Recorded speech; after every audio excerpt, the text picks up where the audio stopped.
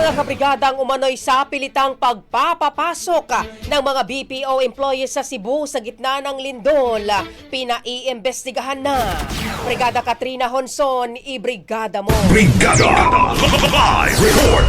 Nangako si Cebu City Vice Mayor Tommy Osmeña na pananagutin ang mga BPO firms na pinilit pumasok sa opisina ang mga empleyado nito sa gitna ng magnitude 6.9 na lindol kamakalawa.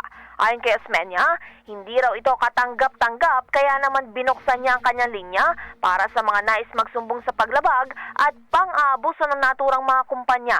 Maalalang nag-viral sa social media ang mga screenshots ng ilang BPO employees kung saan sa pilitan silang pinapasok sa gitna ng sakuna. May ilan pa ritong minarkahan na awol dahil lamang umuwi sa kanilang mga tahanan para kamustahin ang kanilang pamilya. Sa isa namang panayam, kinumpirma ng Cebu Provincial PIO na mayroon ng order ang city government para paimbestigahan naman ito sa DOLE. Suportado rin daw ng Kapitolyo ang naturang investigasyon.